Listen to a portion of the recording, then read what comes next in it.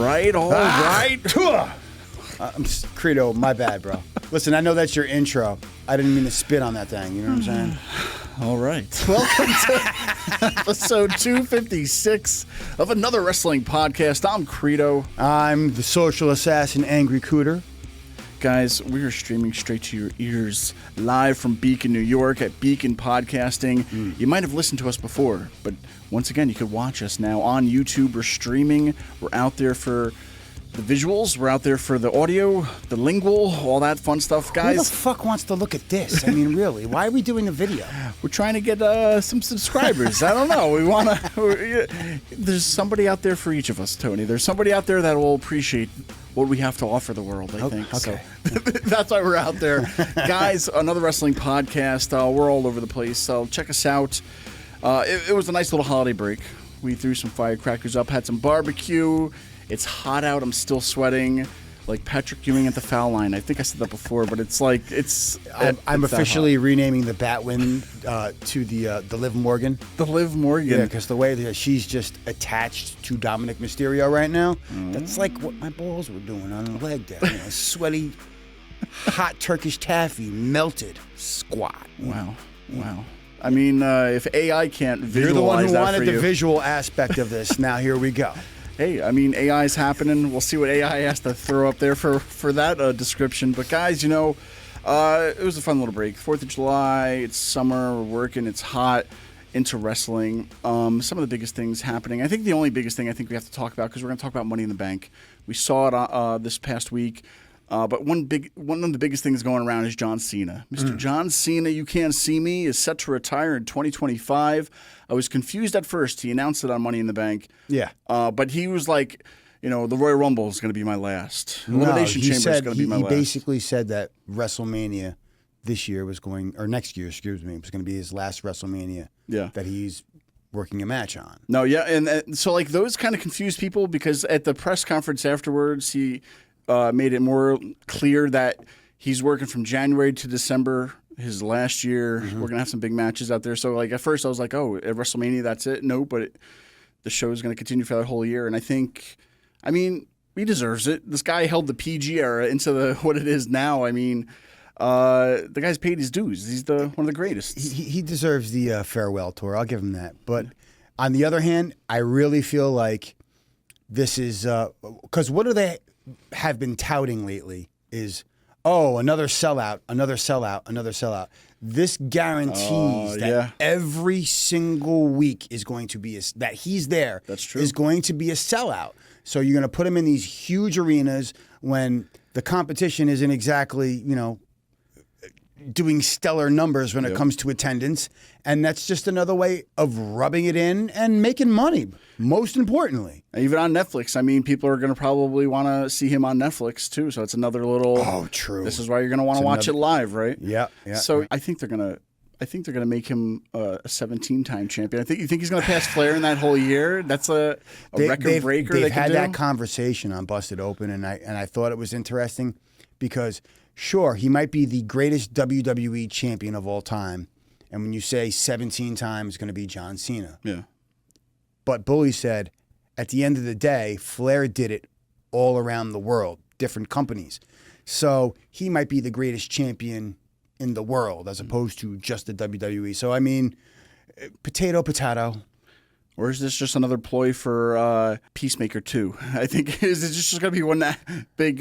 Peacemaker? Oh, for a second season? Yeah, for season 2. I thought that was greenlit for a second season. Well, it is, but I mean, at the same time, it's probably going to be coming out while he's wrestling too. So it's like free advertising in the WWE world to go watch Peacemaker 2. Well, he did say he was going to be super, super busy this year, Yeah. but next year is completely dedicated to...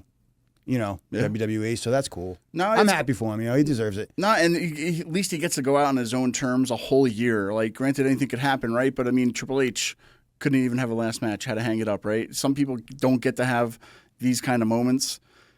I think it's gonna be a whole other show. I think we have to talk about seeing like what the last True. matches could be, what they will be. Who do you want to see him work against in this year at least once? They showed him on Money in the Bank, a CM Punk thing. Because if you go back to Money in the Bank years ago, Cena versus Punk was like the 2011, biggest. yes. It made Money in the Bank. Well, what it made was. CM Punk too. Yeah, and Because that was directly after the pipe bomb. Yeah. And for like what happened at that time too is like it was another reality mixed with wrestling to where is he walking away? Is CM Punk going to walk away with the title? The infamous title in the refrigerator photo, like yeah. that's the person I think we have to see something one last match with. He did say that in the promo on Monday night too. So I mean, I could see that. I would love to see that. Yeah, and I mean, some of his appearances the past few years in WrestleMania is like a quick little job out. He's lost a lot of WrestleManias lately too, and he's kind of like for that Undertaker, that whole match where he wanted a match, was sitting in the crowd, Yes. loses to the Taker, has that appearance from last year's WrestleMania, gets knocked out by The Rock. These iconic moments, but I feel like he needs like one big icon. He needs something big at WrestleMania next year just to pay. To pay him back for all the stuff that at least he did for everybody the past few years. You know who I want to see him with? What's that? Tribal Chief, baby. Because That the would be last huge. time they were together in the ring, Yep. and they had that giant promo where Roman was flubbing on his promo. Yeah. And Cena just hit him with it's called a promo. If you want to be the big dog, you're going to have to learn how to do one. And now it's like, That's right. Look at me now Yeah. and look at you. Like, That's the storytelling with that could be really, really cool. no, that's a lot of things to happen. But guys, like I said, we're gonna have to have our own Cena episode on this, just because there's so much to talk about, so many things to get into. But I think I'm happy that he's at least being able to announce it and like have like this little goodbye tour, which I don't remember ever seeing from anybody except for it was just to hang up the boots and that's it, or they got injured and they couldn't even have anything, right? So Can we talk about this pay-per-view? Because I'm fucking angry. Uh-oh. I'm fucking angry. you're angry at Money in the Bank? No, I love the pay-per-view. Okay. I hate the internet wrestling fans. You marks are so fucking crazy. Ridiculous. I'm going to kick your backs in tonight so bad you're going to be shitting blood for a week. Oh my goodness. Yes. So, I'll have to bring it up because in our Facebook group, it's facebook.com/ I changed the name to go for the show. It was facebook.com/group/ another wrestling group now. It used to be called Pro Wrestling Marks, blah, blah, blah. But I have some comments we'll be bringing up during this too to let everybody know about. And we'll talk about some of the people in our group who are local, who, Cooter, I think you could probably respond to some of these names out there. Oh, please. You don't want me to say names. So we'll promote it out there, though. But I think, just to get some group interaction, because there are local fans around here, since we are in the Hudson Valley in Beacon, New York. Here's to you, boys. Here's to you. So we'll be bringing up some comments you guys have been posting over the past few weeks, at least just for this pay-per-view. So there's a lot to talk about on that. But Cooter, Money in the Bank, Toronto. Again, I feel like every pay-per-view we've watched so far is in a different country, right? I know this is Canada. It's not a different country, but, it's a different country, right, than America. They're communist, yeah. One good thing is that it's a 3-hour pay-per-view again. It's not like we have to sit here till midnight and see what's happening. And like, I got work tomorrow. I'm not saying until midnight, right? So Yeah, it's a nice 3 hours. And even especially that it's on a Saturday. Yes. So, I mean, you get to rest in on a Sunday. I mean, I didn't because, I actually work for a living too. Well, let me bring up some of the matches. We'll get our takes on what happened. One of the things, though, coming out of this, which I didn't realize, and they announced it a few times during the show. I think Michael Cole mentioned it. But during the 2024 WWE Money in the Bank pay-per-view event, the Bloodline, including Jacob Fatu, were shown entering the arena. Michael Cole, he said he revealed on the kickoff show that Triple H actually had to intervene with Canadian authorities to get Jacob Fatu into the country, who has past felony convictions, which prevent him from entering many countries. So they actually had to say, hey, he's on TV tonight. I don't know whatever he said, but just to get him into the country. For it. I've heard that. His first WWE match too. Oh man, I don't know if did Scott Hall ever have a felony? I don't know. I didn't even know what the rap sheet is. I know he was arrested, or he was used to be in a gang, and then and that's why I was I remember. You remember WrestleMania 18 was in Toronto. Yeah. Right. So I'm sitting here wondering. I remember a shoot interview with him and Nash, and they were talking about crossing the border, and they had a bunch of shit, and they had to swallow a handful of pills, blah, blah, blah, blah, blah. But the point was, I'm sitting there thinking, I'm like, if he had a felony conviction, how the fuck did he get in the country? Nope. I know. Yeah. I know. So that was just like interesting, I guess, because we'll talk about the bloodline coming up in a little bit. But I mean, overall, before we talk about the actual matches, I think both of them, the Money in the Bank matches, since it's the Money in the Bank pay-per-view, overall, before we get really down into it, is that they were good. Everybody had something. Everybody had a spot. Yes. There was little things that happened, but overall, I enjoyed the whole pay-per-view. I enjoyed the Money in the Bank matches together. But Which one did you like more, the men or the women? They both had stuff to offer. They both had stuff to offer, and I can't really pick What do you one. mean by stuff to offer? Well, I don't know, do the little foreshadowing to no. But no. So hold on. So okay, Come on, Credo, use your words. I know. I can't think now. So the men's Money in the Bank. It opened up with the men's Money in the Bank. So now going into this, you're just thinking that, oh, okay, someone's cashing in tonight, right? Because why open the show with like the popular match out of both of them? I guess you could say the men's match is more popular than the women's. Jey Uso versus Carmelo Hayes versus Andrade versus Chad Gable versus LA Knight versus Drew McIntyre for the Money in the Bank. Before we get to the finish, what did you think about some of the stuff that happened during this match? Listen, just your regular, average, run-of-the-mill Money in the Bank match. Just really cool spots. I love the ending with McIntyre with throwing that ladder at Jey Uso. That was cool. I mean, there were a couple other cool spots, but I mean, I think it was a wasted opportunity.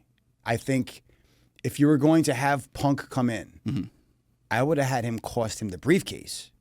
It's like, not only are you not getting the title, you're not even getting close to a title shot. Yeah. And I think you could have benefited by maybe giving somebody like Jey Uso. Because right now, I mean, McIntyre is not in the hunt for the title anymore. They're going to focus on the program with him and Punk. I think it was a waste of a cash-in, but we could talk about that later.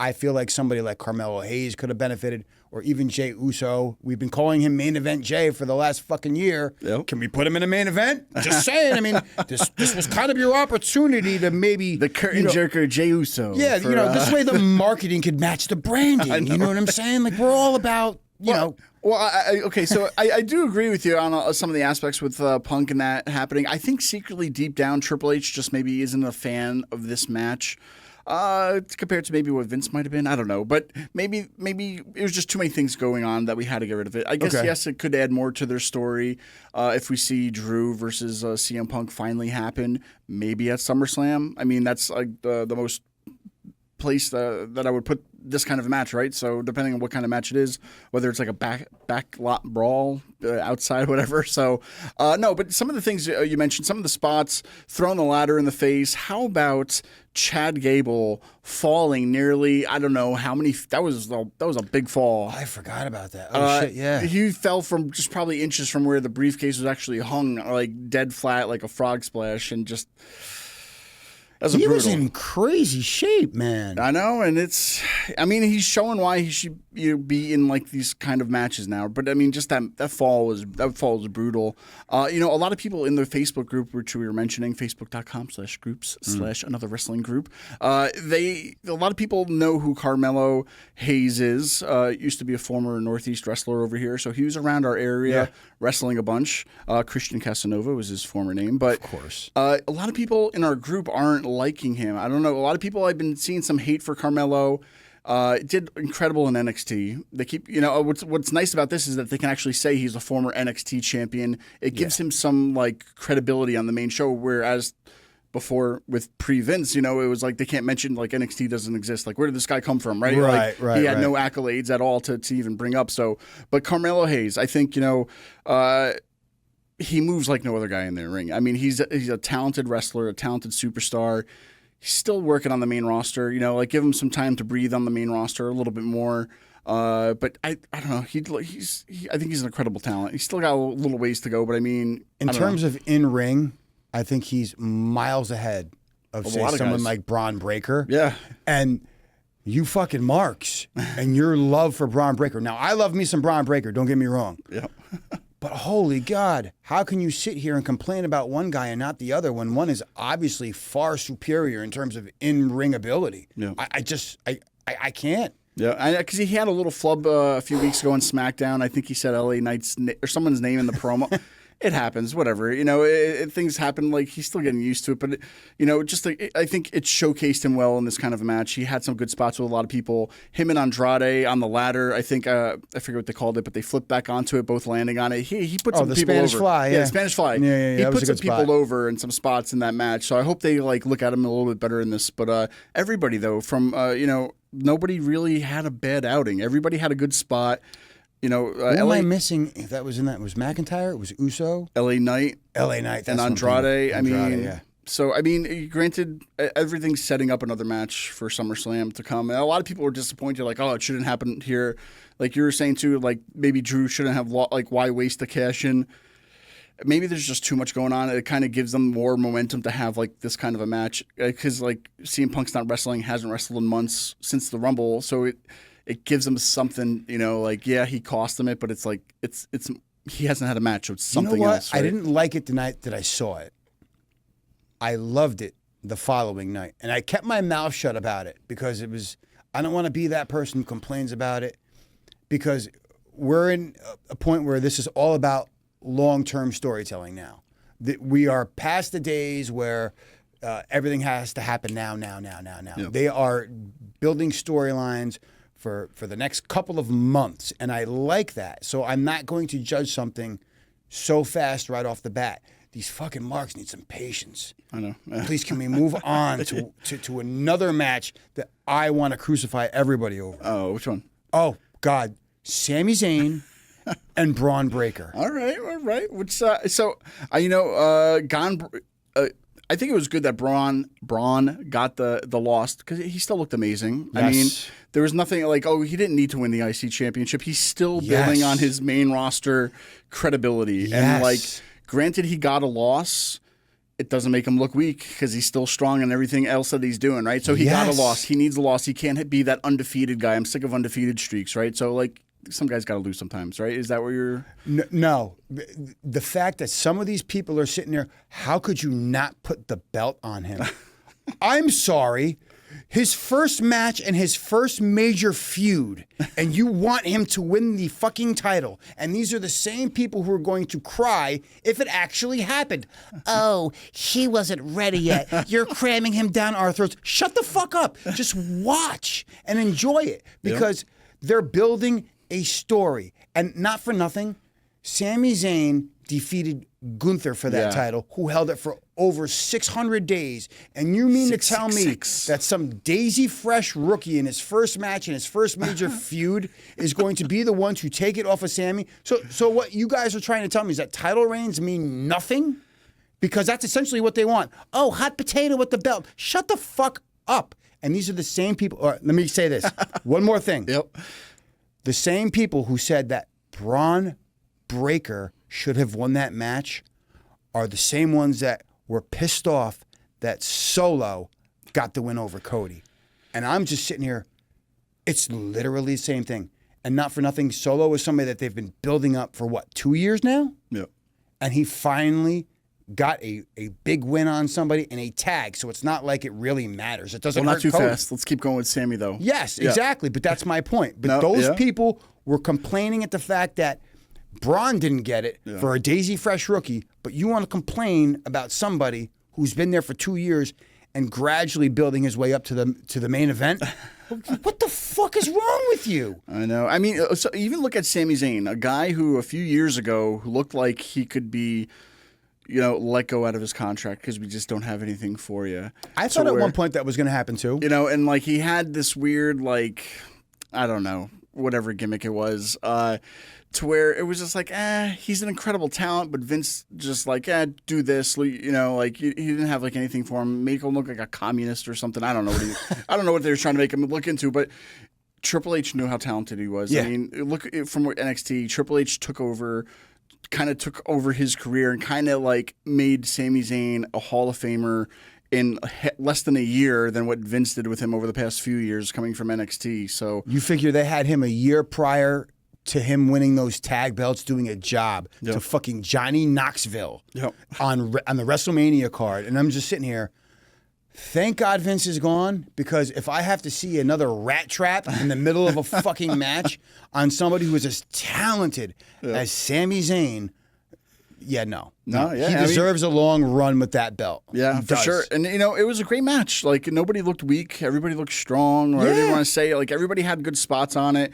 It just, the better man got the win that night, right? Exactly. So it's, I thought it was a great match. I thought, like, it didn't bother me at all. And what's funny is that Sammy was actually doing a comedy tour that night before. And I heard Johnny Knoxville beat him up, too, or kicked him in the nuts or something. He's I don't made know. appearances because he's done a couple of them. He's Yeah, still keeping it alive, I guess. I don't know. at some point, like, I saw a clip. He was heckling him from the crowd or some shit, and it's obviously planted and planned, but like, it was still fucking hilarious. He was selling it like, "Who are you? Like, what are you doing here?" Yeah.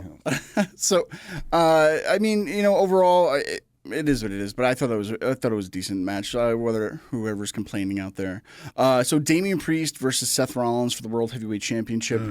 Damian just cashed in on him at WrestleMania, and they didn't really have a match, right? So he got cashed in on, lost it to Damian Priest, who's had it ever since, who hasn't really, I don't know, had a really decent World Heavyweight Championship run. It's more or less like it's like he's still in the heel stable trying to find his way out, and like he's trying not to ask for help, and sometimes he'll get help, and now he doesn't want it, wants to do it on his own, and I don't know, like they're still trying to find a place for him, I guess, in the main event picture. He's trying to be the boss. Yeah.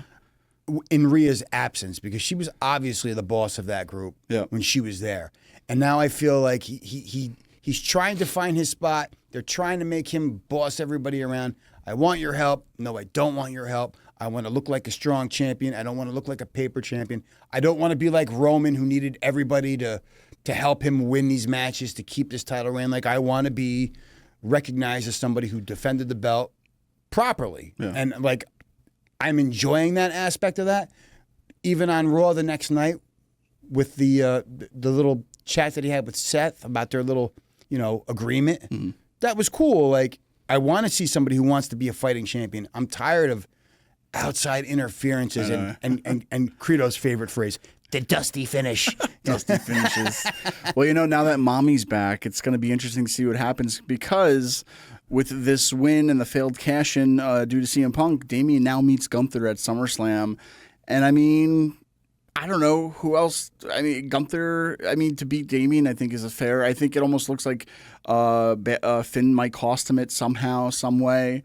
But, I think a Damian Gunther match could be decent, but I think that's the person who you beat for Gunther. Like, okay, if Drew cashed in on him and then Gunther beat Drew, like, it doesn't match this, it doesn't make sense to have that in there. And granted, Damian also almost carried that briefcase for almost a year, so I don't think they even wanted to do that again. So they got it in, got it out.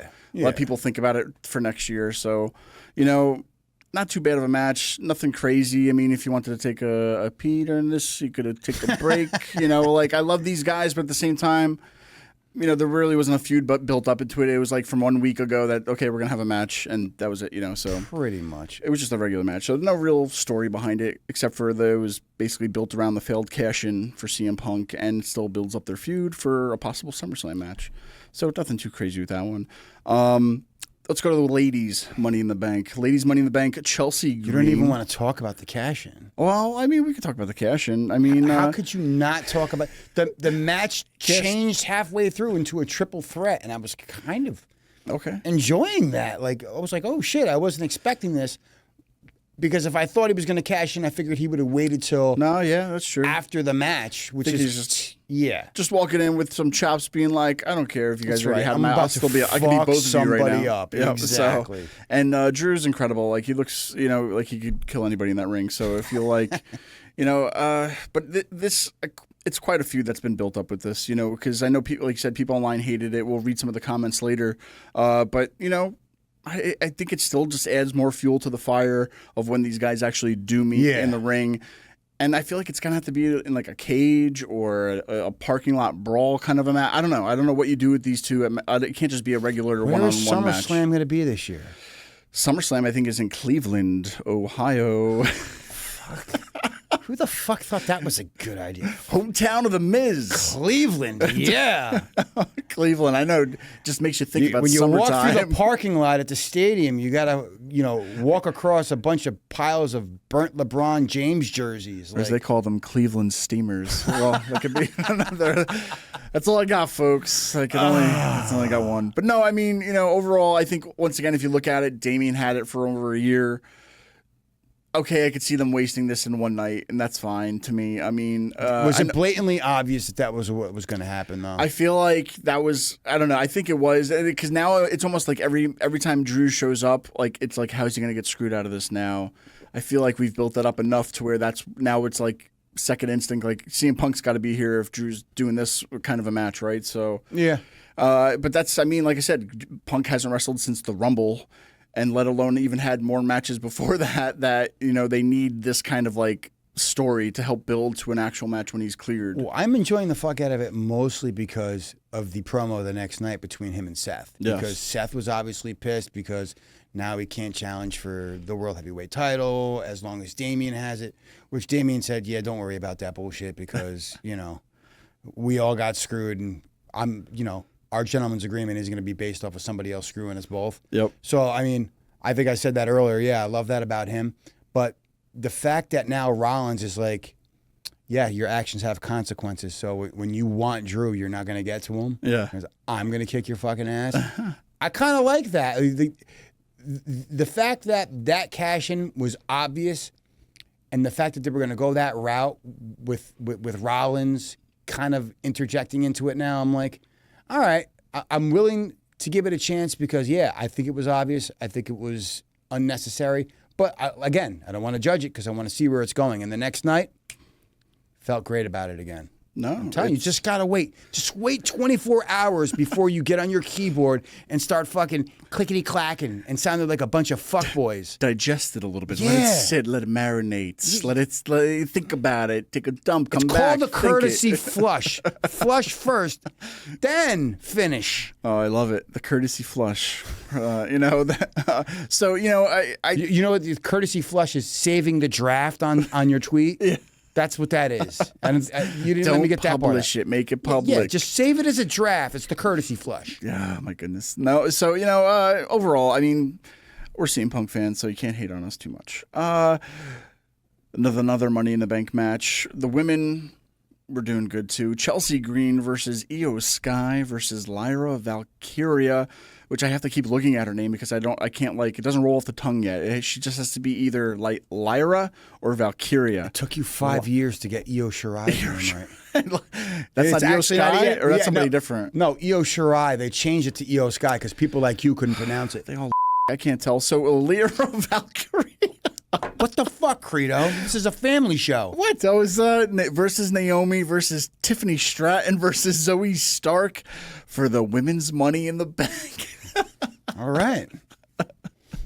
Don't adjust your television sets or YouTubes or phones or Credo's getting iPads. controversial. Controversial. Yeah. I love Japan. I love Japanese wrestlers. I love everybody. So, so these women had a great match. I mean, Tiffany Stratton, I think, was an obvious winner for this. I mean, she's just a superstar. She moved up from NXT, another superstar in the making that she's got it. She's young. She can walk the walk. She can talk the talk. She's just a superstar. So nothing She looks great. and she's going to I feel like her boobs are going to pop out. The way she Credo! The way she dresses, it's a little risque for the ring. Sal, are we going to get canceled for this? Another XXX podcast. I said boob. It's okay. It's not going to be bleeped or anything. Anyway, she's a star in the making, Cooter. Okay. A star in the making. Naomi, I like her gimmick. I love the glow, but, I feel like she still has problems cutting promos. She's a great wrestler, a great athlete. Lyra Valkyria. I definitely need no card for this. New star from NXT, another call up. I think she's great. She's still finding herself a little bit. She's got more to build. She kind of reminds me of Dakota Kai, if Dakota Kai actually had more of a character, but she kind of looks the same. Io Sky, whatever. You're Chelsea just Green. saying that because she's in the group with a bunch of Japanese girls, aren't Japanese you? girl. I don't know. Chelsea Green, I love. Australia is very close to Japan, I might add. Good day, mate. Good day, mate. I can't do it. No, but overall, I mean, the women also, like the men, had a lot of cool spots during it for what they could do. Tiffany's a star. Zoe Stark, she had a little bit of a botch. I don't know. She had the little flip over the ring, and it happens, I guess. But she's like, that was almost as bad as Brock Lesnar's shooting star press. Then. Yeah. God. So she I think she's also still finding herself on the main roster. She was kind of a semi-star for the little bit of time she was down in NXT, and now she's on the main roster. They're kind of putting her in a new group. They're not. I don't know. Which I love, by the way. I don't have any problems with any of these ladies. No, in the I think ring. they're all great. Yeah, they did what they did. Shayna is one of my favorite women to come out of the NXT program. I mean, she was leaps and bounds better after she left. I mean, she hasn't gotten a fair shake on the main roster, I think mostly because of who was in charge at the time, Vince.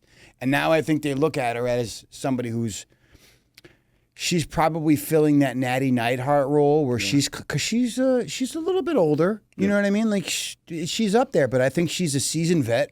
And I think that's something that some of these younger people can, get some information out of. And I think we could do a whole show on this next week, Hooter. What do you think? NXT and some of the gimmicks that came out of there, the good, the bad, the ugly, whatever. Okay. We can do that next week. I'm going to make a list. All right. I got you. You just made the list. All right, there we go. No, but overall, I mean, there's nothing really to point out here except for Tiffany Stratton's a star. It was a good match. It's Tiffany time, baby. Yeah, I like it. It's I remember seeing Shane the Hurricane Helms work a local show once, and he once said to the guys in the ladder match, he said, they each do a little bit, so they all don't have to do a lot. Yes. And that always sticks with me too, for like everybody helping out and anything, right? It was good advice, and like I said, everybody got a spot, everybody had a time to shine in there. Chelsea Green, man, coming off the ladder into those tables, I fucking love Chelsea Green. She's awesome. Hopefully they do something with her too. I mean, like she's got a great character. And I don't think she cares as long as she's on TV. Because when you see her, you can tell that she's just enjoying everything that she does, which is super cool. Because you see some of these people, like they're worried about their spot, they're worried about getting that belt, and she's not that it's like I'm just happy to be here, but she's happy with what she's doing. No, yeah, especially with some of that comedy shit that she's been doing, and I just really enjoy her work. I do. No, it was good. I mean, like I said, there was nothing about this Money in the Bank that I hated. Everything was great. Even the main event with the Bloodline versus Cody Rhodes, Kevin Owens, and Randy Orton, all main event players in this match. Well, first, we're talk about this. So ever since Roman left, Solo has taken over the Bloodline as the new tribal chief. He's got more of his family behind him, which is awesome because the Samoan dynasty, if you will, is like a mile long, right? So it's cool what they're doing. I just hope these guys actually stay in the WWE for a while. They remind me of the old school Samoans or the wild Samoans. Just seeing them in WWF, the crazy head shrinkers. I guess oh god, they're just crazy Samoans, right? They're in a group. I hope they stay like this because it's such a good gimmick. Especially which ones are you talking about? Tonga Loa and Tama Tonga? Yeah, so the guys from New Japan, right? They're the Gorillas of Destiny, yeah. The Gorillas of Destiny, that's right. And technically they're Tongan, they're not even Samoan. Yeah, and a lot of people... There is a difference, Credo. Chinese wrestlers and Japanese wrestlers are different, and so are Samoans and Tongans. I just want to point that out. All right, we'll have a school session one night with Credo as he learns the geography of everybody's nationality or whatever. No, so yeah, I get it. But even like Jacob Fatu, a lot of people were afraid that Jacob would kind of outshine Solo. But, he's like a good henchman for Solo, right? Solo was the henchman for Roman. You could have Jacob as that henchman type for him. I don't know. I love the new Bloodline. I like how they were able to rebuild using family, as like another, basically Survivor Series could be the new Bloodline versus the old Bloodline. And like, that's a whole other show, right? So I'm loving what they're doing, long story short, with the Bloodline and this match. Cody Rhodes, I think the one thing we can bring up is that once again, we're at Money in the Bank now. It's only been a few months since WrestleMania, but he's fought AJ Styles twice. Mm-hmm. It hasn't really had a feud going. Like he had that feud with Roman and just building up to Mania. The feud with AJ Styles doesn't count? I mean, they had two matches. They had two shows, but I mean, like not like a long outdrawn feud, I guess, for the champion. I know he's had like build-ups just for the pay-per-view. He wins. the Prime guy. I can't think of his name. I'm bad with names today. I don't know. The United States champion Logan Paul. Oh yeah, okay. So it went from AJ to Logan back to Prime guy? AJ. What the fuck are you talking Prime about? guy.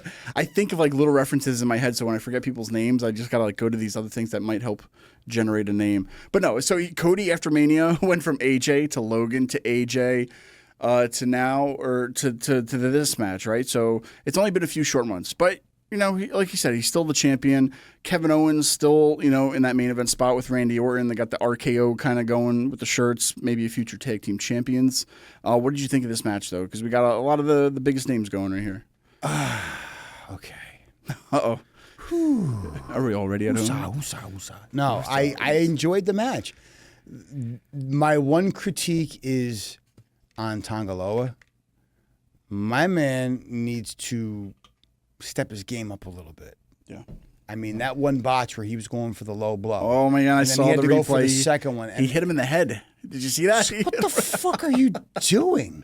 Have you never hit somebody in the balls? And I believe Sal from Beacon Podcasting, too, also sent me a GIF or something, or whatever you call a meme on so where Jacob Fatu landed on the ring announce. Or not the ring announce. Shit stir. He's seen it. We're getting him into the world of wrestling. So he's going down the rabbit hole. But no, there was some things where he kicked her in the head. I don't know. I forgot who it was. Somebody sitting next to their bell, but it wasn't Jesus. I don't know. But no, keep going. Tell me more about this because no, it's just there's been a couple of times where I've seen him where he's either missed his cue or missed a spot or did something a little weird, and I'm like these things happen. Don't get me wrong. Everybody fucks up here and there. I mean. We remember the good old days of ECW. You fucked up. Yep. You fucked up. But it almost seems like this motherfucker's going to be hearing this every night if he doesn't, kind of pay attention. Yeah. You're lucky you're not in Philly anymore, motherfucker. Not that you ever were, but you know what I mean. Yeah. Yeah. So I wish they would just give him, that Gorillas of Destiny kind of name or something because they are a little bit lost, I think, in the bloodline still, finding themselves of how to stand out as, as another member in this group. But, the match was okay. It was 3-on-3. I'm like, who impressed you out of everybody in that match? Jacob Fatu. It was his first match in WWE. Okay, this was his first match, and it's on a pay-per-view or okay. PLE or whatever the hell we're calling it now. But it was his first match. He had to get permission, or no, Triple H helped him get into the country just for this appearance. Okay, just for this match. So I'm a big There's fan a of Jacob lot riding Fatu. on that appearance. I'll give you that. Yeah, he reminds me of the Wild Samoans, the Head Shrinkers. He's like that crazy Samoan, right? So I love that he's like that. He stands out from the other guys. They're all different right now. For me, it's him because I think he's just going to be a big player, a big star, especially a guy his size. I can't believe I'm going to say Tama Tonga. Tama Tonga? I feel like the whole time, every time I was looking at the TV, he was in the ring. Yeah. And he was doing solid work. He's a good wrestler, he was the MVP of that match for me because he was, I think he put the most minutes in, and he was impressive. He was selling, and his moves looked great. I was like, you know what? I want to see more of him. But I hope that they don't do him and Tongaloa as a tag. I feel like that's what they're angling towards, and Jacob is going to go for the U.S. title type of guys, and Solo's obviously going to go for Cody. I don't know. What can I tell you? Well, this is the first time Cody has been pinned since WrestleMania. The last person to pin him was The Rock. The second one now is Solo. So who gives a shit? Why does that matter? Well, two guys from the bloodline have pinned him or beat him, I guess. Three. Roman beat him last year. But granted, this is 3-on-3. It's just, and it doesn't count. I know it doesn't count. But it was just saying for all the PWI subscribers out there or whatever who's keeping track of these stats, he's the first person to pin him since The Rock, since WrestleMania. So. He's the first person to pin him as champion. As champion since WrestleMania. And you know what? I really don't care. And that's the thing. Solo has earned his way into the main event, slowly building up 2 years, been in one of the best storylines ever. His character has progressed. Everything's been great with him. He's doing a hell of a job. I love that Samoan spike. I'll tell you. I do. Move. I love that move. And I think that's weird because isn't Jacob Fatu Umaga's son? I'm pretty sure that's how it goes. Yeah, there's a whole. Somebody was asking in our group the other day, and I was like, I'm pretty sure Jacob is Umaga's whole, kid. Yeah, it's crazy. But Solo's the one who uses his move. That's right. And I think that's cool. But let's get back into that. Does it really? Everyone says, "Oh well, they should have put the champion over, or at least let Owens or Orton take the pin." And I'm like, what the fuck difference does it make? Yeah. Honestly, those days are over. We have to protect the champion and make him look strong.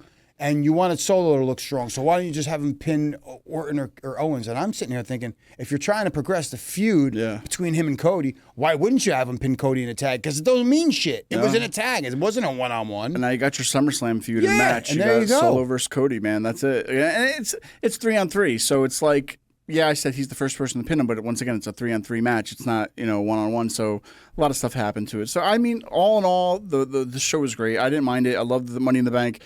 But let's go to our group. I'm going to read some comments to you, and maybe you can answer our fans out there. Or you sure that's a good idea? The marks of the group. I figure you're a glass or two in. Why not? This is the better, now more than ever, is the time to answer these comments. You're going to let him do this to me? Oh, fuck. All right. So, okay, once again, facebook.com/groups/another wrestling group. It's been around since 2012, Cooter. We've had it for a while. Long story short, I wanted to make it because I didn't want to post wrestling on my own page, so I made this group. Right now, everybody's got a wrestling group. Calling you names that we can't say on the show. So here we are. I'm gonna name names. We're gonna name these people. We're gonna tell them we're talking about them on the show. So Cooter, Phil Limitone. Okay. I remember Phil Limit One. I don't know his name, but it's probably an alias. Okay. He says WWE has so much on TV talent. Why is Cole doing the pre-show? I found it weird to have Jackie Redmond do the last hour is just as weird. Did they not trust anyone? I don't know. That's a little comment from Phil. I don't know if there's anything. No, you know what? I kind of agree with that. From that aspect, I mean, why not bring somebody in on the pre-show? Yeah. Is he talking about the panel? So, yeah, I think he was probably on the panel doing the pre-show. He thought it was weird that he was doing that and also doing commentary and then... yeah, but he's really the only play-by-play guy they have at the moment right now. I mean, didn't they fire that other guy from fucking Raw, and that's why he's been doing double duty? Yeah. Yeah. You know, that's a fair comment. I agree with that. I'm not gonna shit on you, Phil. Good job. Good job. So another guy, William Weber, who's been in the group. Oh, this guy hates Punk. Absolutely, he hates wrestling. He hates Why do you watch wrestling, William? I want to ask you this. Through the camera. Why do you watch wrestling?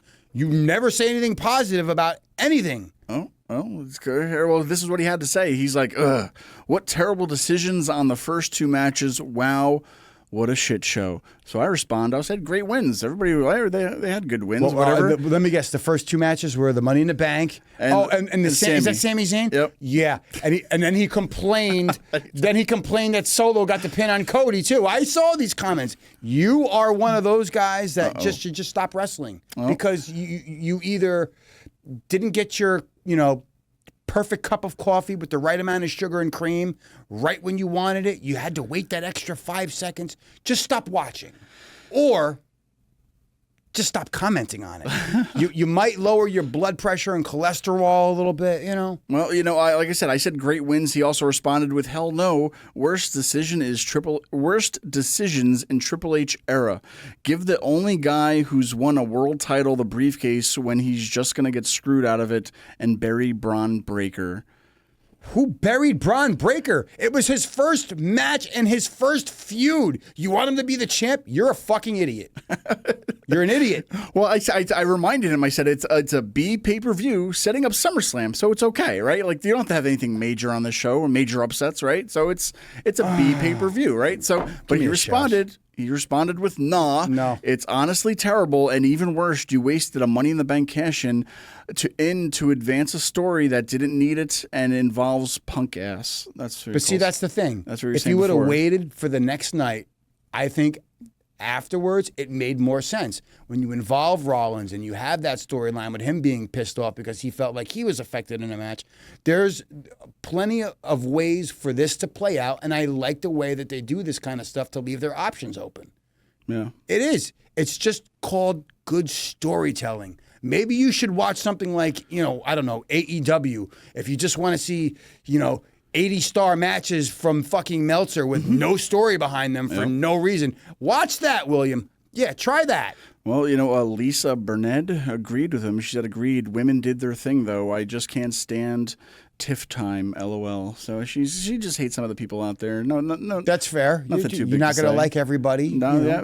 William Weber commented again that this whole show is bullshit. I said, haha, amazing. Somebody had emoji of crying. Then Steve Martrix Cassiano says, man, that no kick out, non-3 count was terrible. We didn't talk about that. We didn't. I think I have to bring that up. He says, I don't know if Drew's music was supposed to hit a couple of seconds earlier or No. Damien was meant to kick out, but that was bad. And we didn't talk about that. I'm going to tell you right now, I think he was knocked the fuck out. Yeah. I don't know what did it. I wanted to rewatch it, but I felt like that he should have kicked out and just couldn't. He was obviously, he had his bell rung. Yeah. Had to have. So this also goes back because the last pay-per-view, he got caught up in the ring ropes and when he was falling out. Yes. It looked like a spot, but at the same time, it looked like they're trying to fix it. So maybe he's just having a splur of bad matches. I don't know. I mean, Triple H even addressed it in the post-show saying, things happen. Dude, botches botches happen. Like William Weber comments. And exactly, it's like people got to comment on everything. And That's one less listener we're going to have now, Credo. Well, we'll get him back. He'll probably want to respond. You can send your comments into Another Wrestling Podcast at Gmail. Videotape it, send it in, post it in the group. We'll play it on air. See what they have to say, and you could have a little debate about it, maybe. No. Matt, He's not built for this. Matt Rasnick commented that it was a great women's ladder match. Let's see what else. That women's Money in the Bank match was not so good. Too many risky and dangerous moves, says Phil. Limit one again. I said Limitone before because I was trying to, I don't know, in case it's Limitone or Limit one. I don't know what he's. Listen. Yeah, but see, I don't mind that kind of stuff when the stakes are high. Yeah. I see what he means because you're talking about the guy who hated watching Sane jump off Hell in a Cell. Yep. Like some of these spots that these people do are tough to watch, especially when you're invested in people and you actually give a shit about them as people. You know what I mean? Sure.